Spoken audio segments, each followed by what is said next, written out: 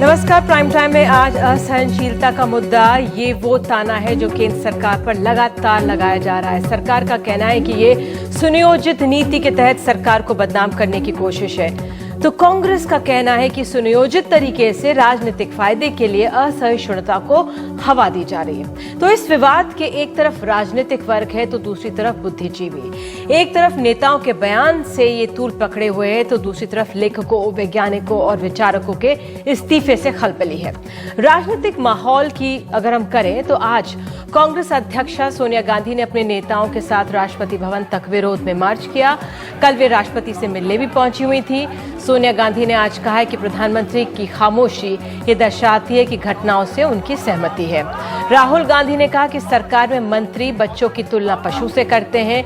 एक आदमी को मार दिया जाता है, प्रधानमंत्री एक शब्द नहीं बोलते, जबकि राष्ट्रपति, आरबीआई के गवर्नर बोलते हैं। पीएम और वित्त मंत्री को सब ठीक लग रहा है। ये माहौल बनाया जा रहा है। लेकिन इस मार्च से ठीक पहले बीजेपी ने कांग्रेस पर यह कहते हुए वार किया है कि गांधी परिवार पर हो रही जांच कांग्रेस सहन नहीं कर पा रही। ये कांग्रेस की जांच पर असहनशीलता है, इसलिए ये विरोध प्रदर्शन हो रहा है। बीजेपी ने रॉबर्ट वाड्रा के व्यापारिक लेन देन और सौदों पर सवाल उठाए हैं। बहरहाल सरकार की जवाबदेही बनी हुई है। पूर्व एनडीए सरकार में मंत्री रहे अरुण शौरी का कहना है कि प्रधानमंत्री राजनीतिक कारणों से असहनशीलता के मामलों पर चुप हैं, क्योंकि इससे बिहार चुनावों में फायदा होगा। लेकिन आज ही जम्मू कश्मीर के मुख्यमंत्री मुफ्ती मोहम्मद सईद ने प्रधानमंत्री मोदी की तारीफ कर कहा है कि वे सांप्रदायिक नहीं है, वे सबका साथ और सबका विकास की राह पर चलना चाहते हैं और उन्हें पूरा भरोसा है कि प्रधानमंत्री जल्द ही अपनी पार्टी में उल्टे सीधे बयान देने वाले नेताओं को हाशिए पर डाल देंगे। बात सम्मान वापसी की करें तो आज उत्तराखंड से इतिहासकार और हिमालय के गहरे जानकार शेखर पाठक ने भी अपना पद्मश्री लौटाने का ऐलान कर दिया। हिमालय पर उनके लेखों की साहित्यकार रामचंद्र गुहा तक ने तारीफ कर लेख लिखे हैं। तो शेखर पाठक का कहना है कि कलबुर्गी, दादरी, कुलकर्णी मामले भारत की छवि पर दाग है। जो सम्मान लौटा रहे हैं उनका मखौल उड़ाती है सरकार। तो वहीं आज आईसीएचआर प्रमुख सुदर्शन राव का कहना है कि साहित्यकारों का विरोध गैर पेशेवर है और अनुचित है। आज ही आरएसएस के मुखपत्र पंचजन्य के एक लेख छपा है जिसके अनुसार जेएनयू राष्ट्र विरोधी गतिविधियों का अड्डा है।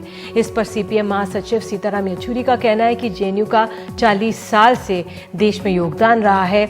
आज एक संपादकीय में येचुरी का कहना है कि जो किनारे के समूह हैं वो सरकार पर हावी हो रहे हैं। फिल्मकार कमल हासन का कहना है कि सम्मान वापसी से कुछ हासिल नहीं होगा, इससे सिर्फ सरकार का अपमान आप कर सकते हैं। इससे लोगों का ध्यान जरूर जाएगा, लेकिन तरीके और हो सकते हैं। कमल हासन का कहना है कि अगर असहिष्णुता की बात की जाए तो वो भावना आज ही पैदा नहीं हुई, पहले भी रही है, वरना पाकिस्तान नहीं बनता।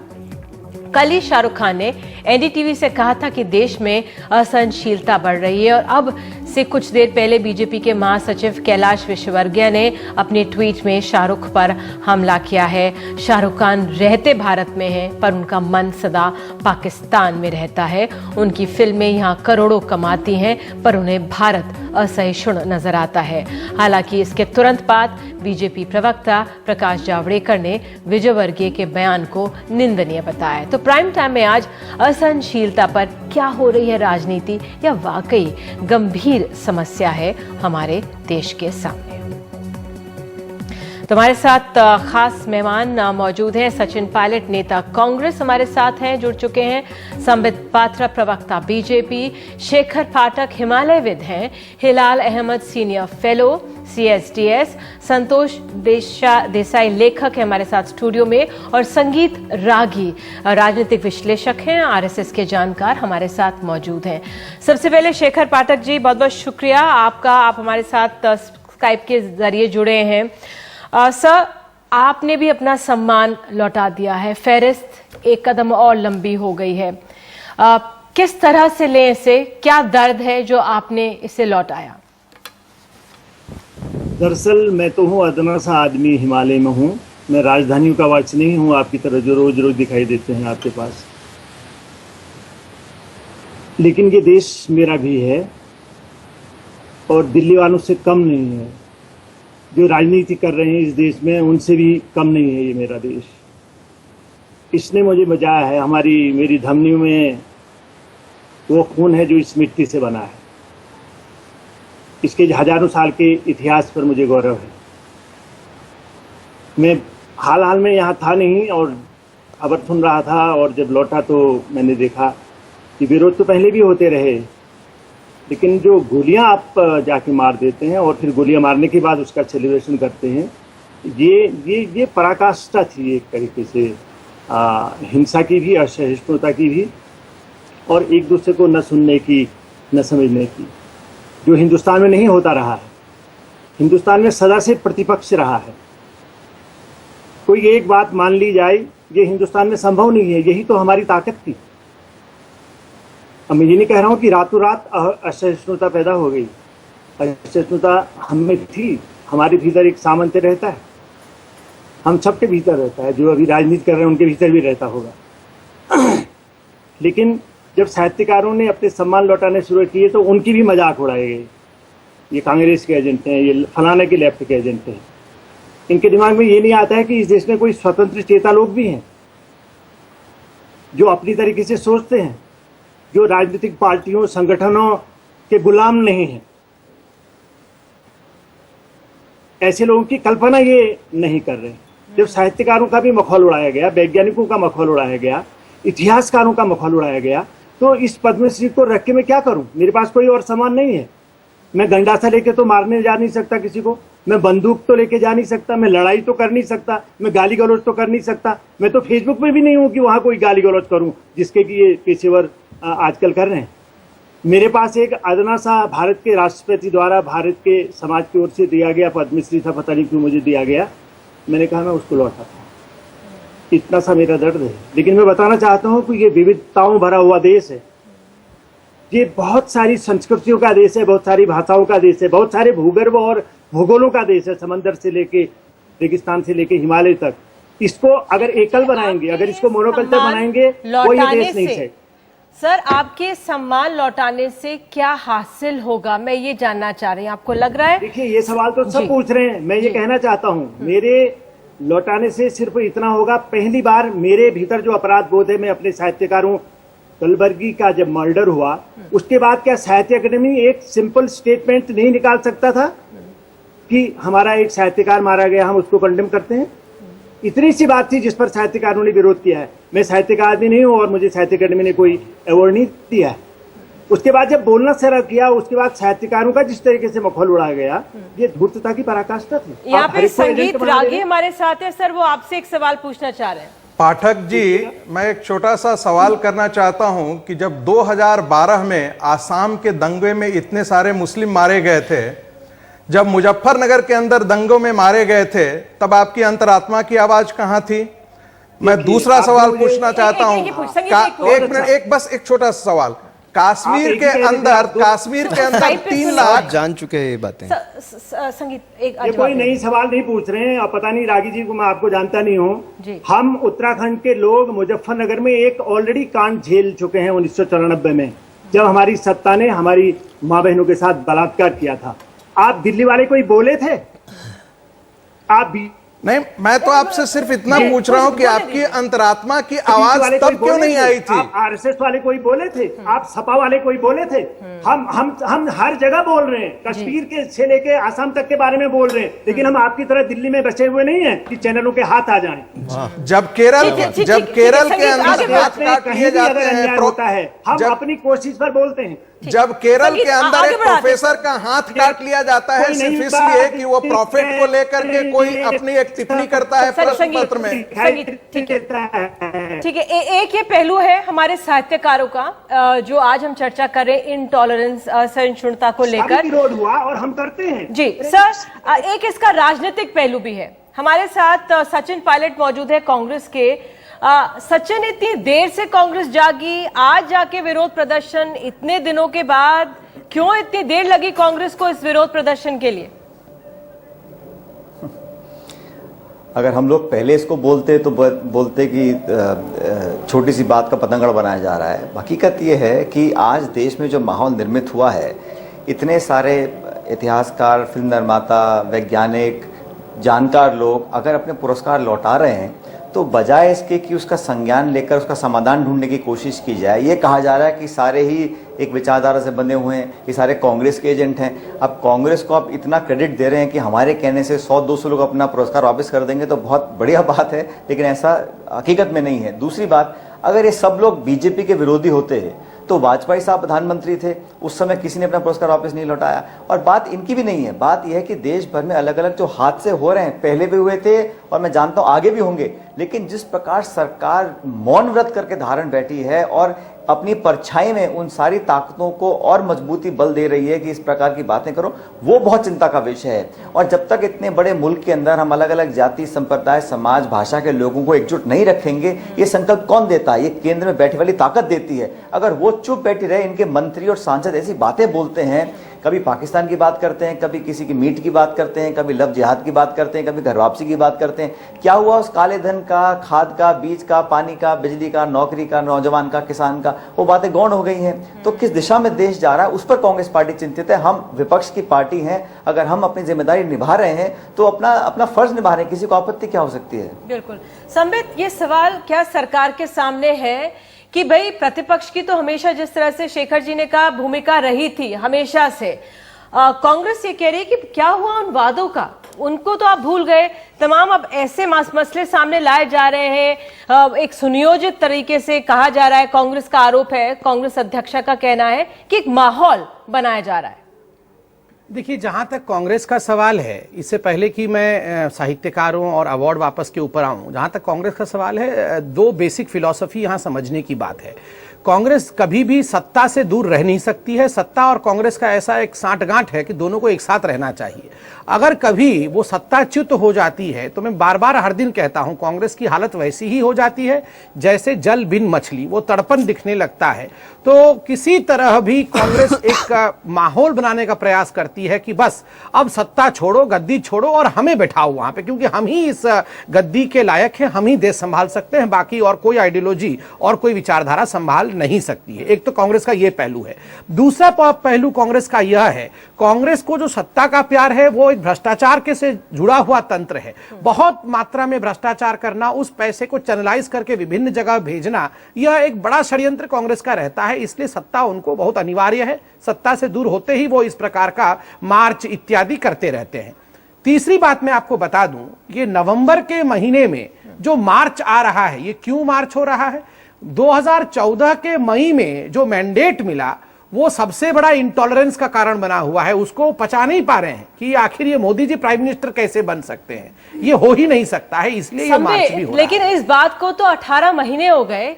क्या ये जो 44 सीटों वाली पार्टी है, उसके साथ नारायण मूर्ति, रघुराम राजन गवर्नर, शाहरुख खान, किरण मजूमदार शॉ, इतने सारे लोग आ जाते हैं, एक तरह से इतने साहित्यकार आ जाते हैं, इतने लेखक आ जाते हैं, ये 44 सीटों वाली पार्टी है, कैसे इतनी शक्ति मिल गई कांग्रेस को? जायज है आपका ये, निधि जी, ये सवाल आपका बहुत जायज है। अब देखिए, हम सभी को एक ब्रश में पेंट नहीं कर सकते हैं। हाँ, इसमें कोई दो मत नहीं है कि एक बहुत बड़ा चंक है जो आइडियोलॉजिकल वॉर कर रहा है और कांग्रेस के सिंपथाइजर्स भी है, मगर ऐसा नहीं है कि सभी हैं। इसमें कुछ मिसलेड हैं और कुछ मिसलीड करने वाले हैं। अब देखिए, जहां तक रघुराम राजन जी का सवाल है, रघुराम राजन जी के सेंटेंस का हमने बहुत स्वागत भी किया, मैंने खुद स्वागत किया। मैंने कहा ठीक है, वो ठीक कह रहे हैं, टॉलरेंस और ग्रोथ एक साथ होती है, इसमें कोई दो मत नहीं है। तभी तो रघुराम राजन जी ने खुद कहा था, जब उन्होंने रेपो रेट कट किया, हम लोग सब सोच रहे थे 25 पॉइंट ही कट करेंगे, उन्होंने 50 पॉइंट कट कर दिया और कहा कि देखिए, ये जो 50 पॉइंट कट हमने किया है रेपो रेट में, ये मत सोचिए कि मैं दिवाली का गिफ्ट या बोनांजा गिफ्ट दे रहा हूं। मैंने इसलिए कट किया क्योंकि मोदी जी की जो मेहनत है वो जमीन पे रंग ला रही है। Absolutely fine policies on the ground, वो उनके एग्जैक्ट शब्द थे। इन्फ्लेशन कंट्रोल में आ रहा है, इसलिए मैं रेपो रेट कट कर रहा हूं। तो आप बताइए खुद ही, उन्हीं के शब्दों के अनुसार हम सबसे टॉलरेंट हैं, तभी तो हम एक वर्ष में चाइना के आगे पहुंच गए ग्रोथ की स्टोरी में। वरना अगर टॉलरेंट नहीं होते तो बहुत पीछे चले जाते, चाइना के आगे कैसे चले जाते? इसलिए आज ये सवाल बन रहा है, इसलिए ये मसला चर्चा के, क्योंकि हमारे देश के राष्ट्रपति को पिछले 2-3 हफ्तों में 3 बार याद दिलाना पड़ रहा है ये मामला। अक्टूबर 7 को, अक्टूबर 9 को, अक्टूबर 31 को राष्ट्रपति को बार बार सहनशीलता का मसला, उसके लिहाज में वाक्य दोहराने पड़ रहे हैं। बहरहाल इस चर्चा को मैं आगे बढ़ाना चाहूंगी और हिलाल आपसे मैं ये जानना चाह रही हूँ, इस समय जो तमाम गतिविधियां ये हो रही हैं, जो हमारा बुद्धिजीवी वर्ग है उस पे बार बार यह आरोप लगाया जा रहा है कि ये एजेंडे के तहत किया जा रहा है, ये सुनियोजित है। एक तरफ बीजेपी कहती है कि ये प्रोपेगेंडा जो है कांग्रेस के तरफ से एक तरह से किया जा रहा है, जबकि कांग्रेस ने आज कहा है कि ये बीजेपी करवा रही है। नहीं, मुझे ऐसा लगता है कि इस पर कांग्रेस बीजेपी क्या कहते हैं उससे ज़्यादा बड़ी बात यह है कि जो बुद्धिजीवी वर्ग है उसका अपना एग्जिस्टेंस जो है वो बहुत मायने रखता है इस देश में, और वो मुझे लगता है कि वो नैतिक और राजनीतिक दोनों है। मैं इस सवाल को नैतिक तौर पर नहीं ले रहा हूँ, इस सरकार से नैतिकता की उम्मीद भी नहीं करनी चाहिए, क्योंकि पॉलिटिकल मोरालिटी को हम कब का खो चुके हैं। मुझे कहने में कोई गुरेज नहीं है कि आजकल पॉलिटिकल मोरालिटी जो है वो ढीठपन की मोरालिटी है, जो कि इस समाज से जुड़ी हुई है। पहली चीज़ है लोकतंत्र में आवाज़ उठाने की जो बात है, हमने एक सर्वे किया था अभी हाल फिलहाल में 2015 में ही उसके रिजल्ट आए हैं, और हमने एक सवाल पूछा था, ओपन एंडेड सवाल पूछा था कि लोकतंत्र के मायने क्या होते हैं भारत में 6000 लोगों से, और सबसे बड़ा जवाब इस देश की जनता ने जो दिया था वो ये दिया था कि अपनी आवाज़ उठाने की आज़ादी, ये लोकतंत्र का मायना है। ये हमारे सर्वेक्षण से निकला हुआ एक तथ्य है। तो अगर आवाज़ उठाने की आज़ादी लोकतंत्र है तो उसका प्रचायक क्या होगा? तो लोगों ने कहा कि नहीं है। नहीं, लोगों ने कहा कि आवाज उठाना जो है वो लोकतंत्र का अर्थ, भारत में लोकतंत्र है, इसका अर्थ जो है वो ये है कि हम अपनी आवाज उठा सकते हैं। तो आवाज उठाना, एक राजनीतिक अपना विरोध प्रकट करना भारतीय लोकतंत्र की मूल धारणा है। हाँ, उसके लिए मुझे किसी पॉलिटिकल पार्टी का मेंबर होने की जरूरत नहीं है। एक बात। दूसरी बात, ये 3 सवाल बार बार संघ के लोग करते चले आ रहे हैं। मैं एक बात याद दिलाना चाहता हूं, संघ के जानकार यहां बैठे हैं, कि संघ ने 1978 में एक रेजोल्यूशन पास किया था, और उस रेजोल्यूशन के अंदर यह कहा था कि विरोध जो है वो लोकतंत्र की बुनियाद है, और ऑथर्स, राइटर्स, जजेस ने इमरजेंसी के दौरान जो किया वो उससे ज्यादा बड़ा कुछ हो नहीं सकता है। उसी वजह से इमरजेंसी हटी। आज वही संघ इनको एक राजनीतिक दल के तौर पर कन्वर्ट करना चाहता है। एक और बात मैं कहना चाहता हूं, एक मिनट मुझे पूरा कर लेने दीजिए, कि ये जो बात है कि आप क्यों नहीं, अब अगर हम सिर्फ इस पर बात करने के लिए बात करें और मैं भी कोई उत्तेजक बात कह दूं तो इस पर बहुत लंबी बहस हो जाती है। लेकिन मुझे ये बड़ा हास्यास्पद लगता है। ये बिल्कुल दीवार फिल्म में अमिताभ बच्चन का डायलॉग लगता है कि पहले उस आदमी को लेकर आओ जिसने मेरे हाथ पर लिख दिया था कि मेरे बाप चोर है। आप ये बात मानिए, हिंद स्वराज पढ़िए, गांधी कहते हैं इतिहास में जो नहीं हुआ कभी भी वो आगे हो सकता है, इसकी पूरी संभावना है। ये एक, जब भी जो आंदोलन होते हैं, जब भी जो विरोध होते हैं, वो समय के अनुकूल होते हैं और उनके साथ ही उनका स्वरूप निकल कर आता है। अगर बुद्धिजीवी आज अपना अवार्ड वापस कर रहे हैं तो समय इतना प्रतिकूल हो चुका है जहां पर कोई मुझे नहीं ये कहने में गुरेज है कि कुछ दिनों बाद रेलवे स्टेशन पर हिंदू पानी और मुस्लिम पानी दोबारा बिकना शुरू हो जाएगा। संबित, आप कुछ कह रहे थे जी? देखिए, वैसे तो बिल्कुल सही कहा उन्होंने कि एक डेमोक्रेसी का जो सबसे बड़ा मापदंड होता है वो मापदंड होता है आवाज उठाने की क्षमता। क्या मैं अपनी आवाज उठा पा रहा हूं या नहीं? सुबह 6 बजे आप टेलीविजन ऑन कर दीजिएगा तो कमेंट्री चल रहा होगा कि मोदी कितने फासिस्ट हैं, वो बड़े हिटलर हैं, और भारतीय जनता पार्टी और संघ के लोग कितने बदमाश हैं, वो देश को कैसे गड्ढे में डाल रहे हैं। लेकिन संपित, मैं तो संघ की वो बात बता रहा हूं, संघ ने अपना रेजोल्यूशन पास किया है। इसी बात पर थोड़ा टॉलरेंट हो जाते हैं। मैं किसी को इंटरफेयर नहीं करता। संबित, इसी बात पर मैं आपको एक चीज गिना दूं, फिर मैं संतोष जी के पास, मैं निधि जी पूरा कर लूं, 10 सेकंड का था, मैं कंप्लीट कर लूं, उसके बाद आप दूसरा क्वेश्चन पूछ लीजिए। आप प्रधानमंत्री का जिक्र कर रहे हैं इसलिए मैं आपको रोक रही हूं। देखिए, अगर हम स्कॉलर्स की अपनी बात करें, 2007 में सिंगूर और नंदीग्राम हुआ था। हमारे तमाम लेखकों ने, क्योंकि हमारे जो आरोप ये लगता है बीजेपी सरकार की तरफ से कि भाई ये लेफ्टिस्ट हैं, कांग्रेसी हैं, तो तब सीपीएम का विरोध किया था, और इसमें कई भाजपाई लेखक वगैरह नहीं थे। मैं आपको बता देती हूँ, इसमें रोमिला थापड़ थी जिन्होंने विरोध किया था जो सिंदूर और नंदीग्राम में जो हो रहा था।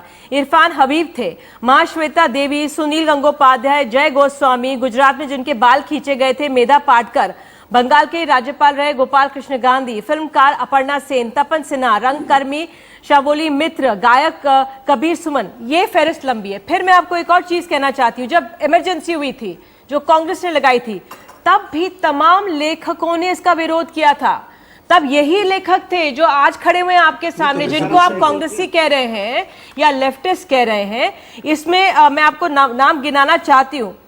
फणीश्वरनाथ रेणु, शिवराम कारंत रेणु, नागार्जुन, रघुवंश, हंसराज रहबर, गिरधर राठी, मुरली मनोहर प्रसाद सिंह जैसे लेखकों, कुमार प्रशांत जैसे गांधीवादी, कुलदीप नैयर जैसे पत्रकारों, अलग अलग लोग थे। सर, ये नाम मैं आपको इसलिए गिना रही हूं कि तमाम लोगों ने, हमारे देश में लेखकों, बुद्धिजीवियों ने जब अति हुई है तब आवाज उठाई है। सिर्फ ये बीजेपी के तरफ नहीं है या किसी प्रधानमंत्री को जिस तरह से विक्टिम कहा गया उनके प्रति नहीं है। जी, मैं उसका उत्तर देता हूं। और विजय आपने नाम लिया फणीश्वर रेणु जी का। फणीश्वर रेणु जी ने जब 1974 उस दशक में, याद है इमरजेंसी के समय जब उन्होंने वापस किया अवार्ड, तो पूरे हिंदुस्तान में एक उसकी सुगबुगाहट थी कि देखिए ये इतने बड़े साहित्यकार ने अपना जो है अवार्ड वापस किया। मगर आज मुझे दुख के साथ कहना पड़ रहा है, मगर मैं सबका सम्मान करते हुए दुख के साथ कह रहा हूं कि इतने लोगों ने अवार्ड वापस किया मगर जमीन में उसका 1% भी सुगबुगाहट नहीं है, क्योंकि जमीन में जनता जान रही है कि क्या हो रहा है। और ये मैं बहुत कन्विक्शन के साथ कह रहा हूं। दूसरी बात, आप देखिए, आपने इरफान हबीब का नाम लिया अभी। इरफान हबीब ने परसों एक स्टेटमेंट में अपने भाषण में कहा कि आईएसआईएस और आरएसएस के बीच कोई ज्यादा बौद्धिक फर्क नहीं है। आप देखिए, सुनिए, ये महत्वपूर्ण बात मैं कह रहा हूं निधि जी, सुनिए। आईएसआईएस और आरएसएस के बीच कोई ज्यादा फर्क नहीं है बौद्धिक स्तर पे। आप देखिए, जब तथाकथित रूप से इतना बड़ा इतिहासकार इस प्रकार का स्टेटमेंट करता है कि इंडिया और ईरान में कोई फर्क नहीं है, तो मुझे लगता है तवलीन सिंह जी ने जो कहा कि ऐसे इतिहासकारों को इतिहास लिखना तत्क्षणात बंद करना चाहिए, वरना वो खराब इतिहास लिख देंगे जो और समय को भटका देंगे। बयान है उसको सिर्फ निंदनीय कहने से क्या चला जाएगा, बताइए। कौन सा? कैलाश विजयवर्गीय ने जो बयान दिया है अभी, मैं एक बात कहना चाहता हूं। किसने? मैं शाहरुख खान पर दिया है। उन्होंने कहा शाहरुख खान रहते भारत में पर उनका मन सदा पाकिस्तान में रहता है। उनकी फिल्में यहाँ करोड़ों कमाती है पर उन्हें भारत असहिष्णु लगता है। इसका उत्तर देता हूं मैं, इसका उत्तर देता हूं। देखिए, आपको याद होगा जब बाटला हाउस एनकाउंटर हुआ और इंस्पेक्टर महेश शर्मा को मार दिया गया, शहीद हुए तो आपको याद होगा उस समय जो आतंकवादी मरे थे उनको देखकर सोनिया जी कितनी परेशान हो गई थी और वो रोई थी। ऐसा सलमान खुर्शीद जो उस समय मंत्री थे उन्होंने खुद कहा था। जब सोनिया जी से पूछा गया तो आदरणीय सोनिया जी ने कहा कि नहीं, ये सलमान जी के बयान है, इससे मेरा कुछ लेना देना नहीं है, मंत्री के बयान का मेरा कोई लेना देना नहीं है। ठीक उसी प्रकार दिग्विजय सिंह ने 26/11 के बाद कहा कि ये तो फिर वहां चले गए। आपसे आप सरकार में मेरे आवाज को मत दबाइए प्लीज। कांग्रेस तो सत्ता से चली गई आजादी है ना बोलने की। मैं तो, आपने सवाल पूछा, मैं उसका उत्तर दे रहा था। प्लीज आपने विजयवर्गीय पे नहीं दिया ना, आप तो सीधे वहां पे चले गए। नहीं, मैं देखिए, मैं कहीं जा सकता हूँ, जनता डिसाइड करेगी मैं ठीक गया कि नहीं गया। आप लोग प्लीज मेरी आवाज को मत दबाइए, बोलने दीजिए। आपकी आवाज कौन दबा सकता है जब आप साक्षात रूप पे सामने मौजूद हैं? नहीं, मगर मुझे लग रहा है मैं कंप्लीट कर लूं। देखिए, एक तो बाटला हाउस वाला मैंने सुनाया, दिग्विजय सिंह ने 26/11 के बाद बोला ये पाकिस्तान ने थोड़ी किया है, ये तो आरएसएस ने किया है। वो पाकिस्तान को क्लीन चिट दे रहे थे, ठीक उसी प्रकार जैसे मणिशंकर अय्यर आज दे रहे हैं। मगर सोनिया जी और कांग्रेस से पूछेंगे तो कहेंगे ये उनका व्यक्तिगत मामला है बाबा, ये हमारा। सचिन पायलट, आप हमारे साथ मौजूद हैं। क्या जो कांग्रेस के समय में कुछ नेताओं ने बयानात दिए, क्या वो उस पर भारी पड़ते हैं? अब बीजेपी को देखिए मौका मिल रहा है। सचिन, 2006 में किसने क्या बोला, 1975 में किसने अवार्ड वापस किया, काहे को हम टाइम वेस्ट कर रहे हैं? हमें बताइए कि इतने लोग आपको मणिशंकर अय्यर तो आज बोल रहे हैं, आज समित पात्रा, मैंने आपको डिस्टर्ब नहीं किया। डॉक्टर साहब, आप मेरी बात सुन लीजिए बिल्कुल शांति से, संतोष रखिए। हम आपसे पूछना चाह रहे हैं कि आपकी सरकार बनी, आपको मुबारक हो। प्रधानमंत्री मेरे भी हैं, नरेंद्र मोदी सिर्फ आपके नहीं हैं, पूरे मुल्क के प्रधानमंत्री हैं। क्या उस सरकार की जिम्मेदारी नहीं बनती कि 15 दिन तक आप चुप बैठे रहे? आप हर चीज पर अपनी टिप्पणी देते हैं, लेकिन देश में लोग क्या खा रहे हैं, किसकी पूजा कर रहे हैं, क्या कपड़े पहन रहे हैं, किस भाषा को बोल रहे हैं, ये इतना जटिल समस्या बन गई है कि लोगों की जाने जा रही हैं। उसको पत्थरों से मार डाला, दलितों को जलाया जा रहा है, और आपके मंत्री क्या स्टेटमेंट देते हैं? ये तो बड़ा साधारण घटना है, तुलना जानवरों से करी जा रही है। ये इनसेंसिटिव नहीं है, ये एक कंप्लीट संवेदनशीलता है और सरकार का एक एरोगेंस है कि आप कुछ भी कर लीजिए, हम आप सत्ता, आपके पास मेजॉरिटी है लेकिन आपके पास मनमानी करने का अधिकार नहीं है। और हम अगर किसी को जाके बोलते हैं कि यार ये बात गलत है, अगर हम पूरा देश चिंतित है, ये चर्चा हो क्यों रही है? ये चर्चा आज क्यों हो रही है? ये चर्चा 10 साल पहले, 5 साल पहले, 2 साल पहले क्यों नहीं हो रही थी? क्योंकि आज एक असुरक्षा का माहौल बना है। जो देश में अलग अलग हिस्से हैं वहां पर लोग अपने आप को इनसिक्योर फील करते हैं। और ये मत बोलिए कि law and order state government का सब्जेक्ट है। आपकी क्या जिम्मेदारी है? आपने शपथ ली संविधान की, political, moral, legal, constitutional responsibility सरकार की होती है कि हर नागरिक को सम्मान दें, उसकी इज्जत दें, उसको सुरक्षा दें। अगर प्रपोज कर रहे हैं तो ठीक है। राष्ट्रपति शासन चाहते हैं क्या? आपने कॉन्स्टिट्यूशन में राष्ट्रपति शासन का भी प्रावधान है। मत करिए। अगर कर्नाटक आप बोल दीजिए कि शाहरुख खान ने कल बोला, गलत बोला है क्या? फेल हो गई है तो संबित आप बोल दीजिए, विजय वर्गीय ने जो बोला ठीक बोला है क्या? नहीं, ठीक बोला सलमान खुर्शीद ने जो बोला था, दिग्विजय सिंह जी ने उन्होंने ठीक बोला है क्या? वो करेंगे तो आप भी करेंगे। सलमान खुर्शीद जी सरकार में नहीं है, छोड़ दीजिए। आपके मंत्री बोल रहे हैं, आप उसके समर्थन में है कि नहीं? मैं बोल रहा हूं कि अभी मणिशंकर अय्यर आज जो आप जवाब नहीं देना बोल रहे हैं कि general Pervez Musharraf is a dove, वो एक कबूतर है, शांतिप्रिय व्यक्ति है। संबित तो बहुत पुरानी बातें हो गई, सरकार में तो आप हैं। हाफिज सईद हीरो है, उसको हीरो बना रहे हैं मणिशंकर अय्यर जो कि member of parliament. Nidhi ji एक मिनट, इस पे आपका क्या बयान है? बोलिए। आपने कहा कि कांग्रेस के शासन में सिखों पर दंगे हुए 84 के टाइम पर, ठीक है, 30 साल हो गए इस बात को, हम सबको उस बात का दुख है। भारत के प्रधानमंत्री डॉक्टर मनमोहन सिंह जी थे, उन्होंने सदन के पटन पर पार्लियामेंट में कहा कि मैं अपना सर झुकाता हूं शर्म से, मैं माफी मांगता हूं इस मुल्क के अंदर। अपना दिल बड़ा हो, माफी मांगने से कोई छोटा नहीं हो जाता। लेकिन इस प्रकार के जो जिद है, जो अहंकार है, वो गलत नेगेटिव मैसेज जाता है पूरे देश के अंदर। ठीक नहीं, यहाँ पे संतोष जी आप हमारे साथ मौजूद। संबित रुकिए, संबित आऊंगी। संतोष जी एक बार भी नहीं आए के बाद प्रधानमंत्री ने सर झुका के माफी मांग ली 20-25 साल के बाद। प्रधानमंत्री माफी मांगी, चलिए मानी तो प्रधानमंत्री मोदी ने माफी मांगी आज तक गुजरात के बारे में? एक रिक्वेस्ट आप दोनों से, प्रधानमंत्री ने बोला, संबित एक रिक्वेस्ट है आपसे। उन्होंने तुलना करी, गाड़ी में कोई संबित सचिन आपसे रिक्वेस्ट है, जानवर आ जाता है। संतोष जी आपने भी एक लेख लिखा है, परसेप्शन की जो बात है, क्या सिर्फ ये बिल्ड किया जा रहा है, मीडिया को भी ब्लेम किया जा रहा है कि आप इसे क्यों उठाते हैं? ट्विटर पे मैं देखती हूँ लोग कह रहे हैं कि क्यों आप इस मामले को इतना तूल दे रही हैं, लेकिन क्या ये इंटॉलरेंस बढ़ रहा है? अगर आप देखें कि किस तरह से, अगर आप देखें मीडिया का कवरेज क्यों होता है, तो जैसे मैंने लिखा था कि गवर्नमेंट के एक्शन से ज़्यादा जिस तरह से गवर्नमेंट और उसके जो बाकी संगठन हैं वो जिस तरह से रिएक्ट करते हैं, इनटॉलरेंस का माहौल एक्चुअली रिएक्शन की वजह से। किसी ने आपत्ति, किसी ने अपना अवार्ड रिटर्न किया, उसे जिस तरह से आप सवाल पूछते हैं, अभी भी जैसे आपने देखा किस एक एग्रेशन है जिसमें एक रोष है, जिसमें आप उन्हें उस पर पर्सनल अटैक करते हैं। अब टॉलरेंस का क्या मतलब हुआ? ये हुआ कि अगर कोई आपको क्रिटिसाइज करे तो आप में इतनी सहनशीलता होनी चाहिए कि वो क्रिटिसिज्म उसे आप नकार सकते हैं। बिल्कुल, वो आपका हक है, बिल्कुल हक बनता है ये कहना, या इग्नोर कर सकते हैं, कहते हैं कि आप चलिए आपने अवार्ड रिटर्न किया, कोई बात, मगर आप ये नहीं कर रहे। जहां भी कोई भी घटना जब घटती है, दादरी में जैसे घटी, तो आप आराम से कह सकते थे कि ये स्टेट सब्जेक्ट है। 15 लोगों ने, ये जो एक तरह का एम्बिवेलेंस है कि आप उसे आप एक तरह से एक्सप्लॉइट भी करना चाहते हैं।